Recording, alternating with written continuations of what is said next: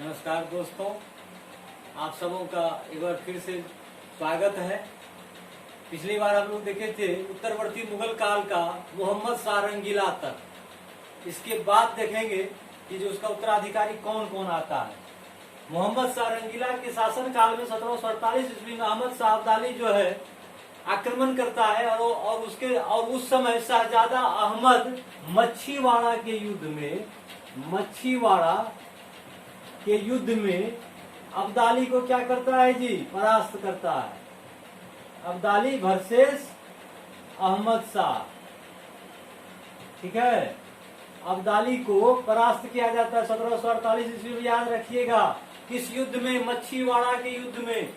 अहमद शाह अब्दाली का वास्तविक नाम क्या है? तो अहमद खां, याद रखिएगा, अहमद खां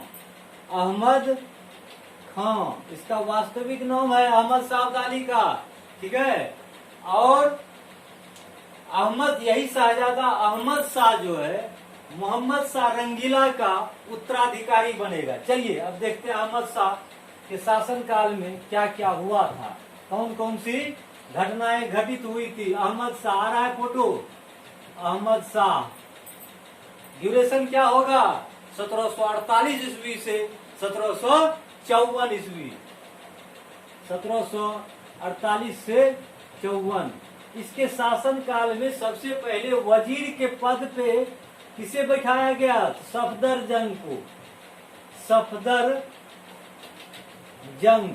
ये सफदरजंग कौन है? ये सफदरजंग आपका अवध का नवाब सादत खां का उत्तराधिकारी, यही सफदरजंग यहाँ पे वजीर बनता है। मीर बख्शी के पद पे कौन बैठता है?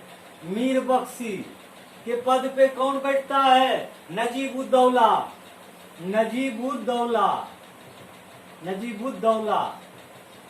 ये नजीबुद्दौला कौन है? ये रुहेला सरदार, याद रखिए, रुहेला कौन सरदार, कौन है रुहेला सरदार? नजीबुद्दौला। किस पद पे बैठा? तो मीर बख्शी के पद पे बैठा। किसके शासन काल में? अहमद शाह के शासन काल में। अब देखिए अहमद शाह के शासन काल में इसकी राजमाता, इसकी जो माँ है जिसे राजमाता कहा जाता है, उधम बाई, ठीक है, राजमाता उधम बाई कहा जाता है। इसका प्रशासन में काफी हस्तक्षेप था उधम बाई का, इसलिए बादशाह ने इसे बीला ए आलम की उपाधि प्रदान की। बीला ए आलम की उपाधि किसे प्रदान किया गया? उधम बाई कौन थी? राजमाता थी। अब देखिए एक और घटना है, जावेद खां, ठीक है। कौन है? ये कहता हिजरों का सरदार था। ये हिजरों का सरदार कौन? जावेद खां। इसे क्या मिला? इसे नवाब बहादुर की उपाधि प्रदान किया गया। नवाब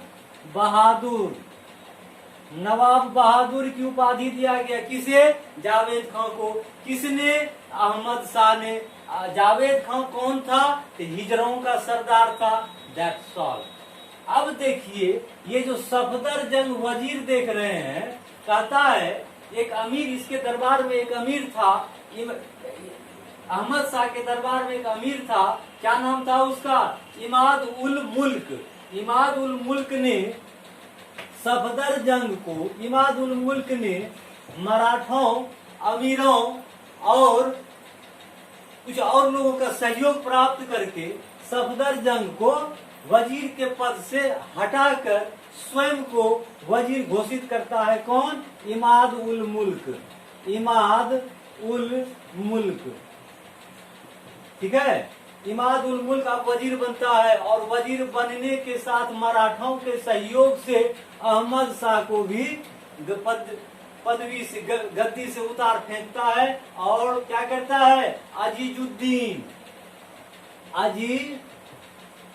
अजीजुद्दीन को बादशाह घोषित करता है। किस नाम से? आलमगीर द्वितीय के नाम से। चलिए आलमगीर द्वितीय पे चलते हैं हम लोग। फटाफट चलते चलिए। आलमगीर द्वितीय, लिखते चलिए, सुनते चलिए।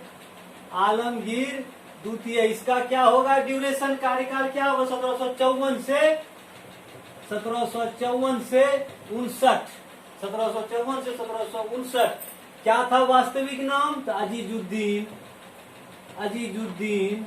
अब देखिए, जिसने बैठाया है भाई बादशाह के पद पे आपको, उसके इशारे पर तो नाचना पड़ेगा। इसलिए कहा जाता है कि आलमगीर द्वितीय इमाद उल मुल्क के हाथों का क्या था? कठपुतली था। ठीक है, इमाद उल मुल्क का कठपुतली।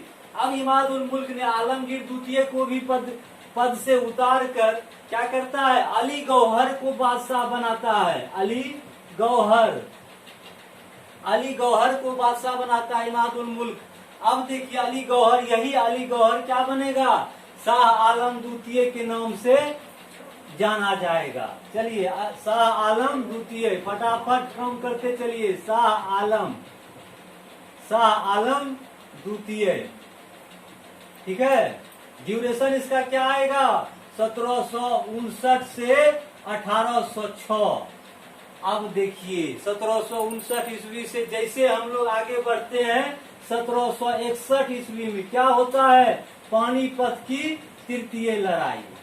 1, 2, 3, पानीपत की तृतीय लड़ाई किस किस के बीच? तो अब्दाली और वर्सेस मराठों के बीच। मराठा, पानीपत, ये सब जब जाएंगे तब चर्चा करेंगे कैसे क्या हुआ था। 61 में क्या हुआ था? पानीपत की तृतीय लड़ाई किसके शासनकाल में? शाह आलम द्वितीय के शासनकाल में। 61 के बाद आगे बढ़ते हैं, कहाँ? तो 64, 1764 ईस्वी में क्या होता है? तो बक्सर की लड़ाई। बक्सर की लड़ाई आप लोग को सबको पता है कि बक्सर की लड़ाई क्यों हुआ, कब हुआ, कैसे हुआ। ये घटना सिर्फ देखते चलिए क्या क्या हुआ था इसमें। एक तरफ सम्मिलित सेना थी, सम्मिलित सेना, ठीक है, सम्मिलित सेना, और एक तरफ अंग्रेज। सम्मिलित सेना में कौन कौन था भाई? द्वितीय, कौन द्वितीय? शाह आलम द्वितीय। फिर उसके बाद प्लस में कौन था? तो शुजा उद्दौला प्लस मीर कासिम। ये तीनों लोगों की संयुक्त सेना, ठीक है, 3 लोगों की संयुक्त सेना जो है बक्सर के युद्ध में अंग्रेजों के हाथों क्या हुआ था? पराजित हुआ था। इसी बक्सर के युद्ध में अंग्रेज की तरफ से कौन नेतृत्व प्रदान कर रहा था? तो हेक्टर मुनरो बोला कि भाई देख, जब तक इन लोगों को हम परास्त नहीं करेंगे तब तक युद्ध क्षेत्र से हम जो है वापस नहीं जाएंगे। ठीक है, 1764 ईस्वी में बक्सर के युद्ध में तीनों की सम्मिलित सेना को क्या किया? पराजित किया। अब देखिए, इसके शासनकाल में कहा जाता है कि जो है लॉर्ड क्लाइव को वापस इंग्लैंड से भारत बुलाया गया और 1765 ईस्वी में इलाहाबाद की संधि होती है। इलाहाबाद की संधि, ठीक है, किसके बीच? लॉर्ड क्लाइव और शाह आलम द्वितीय के बीच। इसी के बाद शाह आलम द्वितीय को क्या बना देता है? पेंशन भोगी बना देता है। चुपचाप बैठ के खाइए आराम से, आपको कुछ करने की जरूरत नहीं है।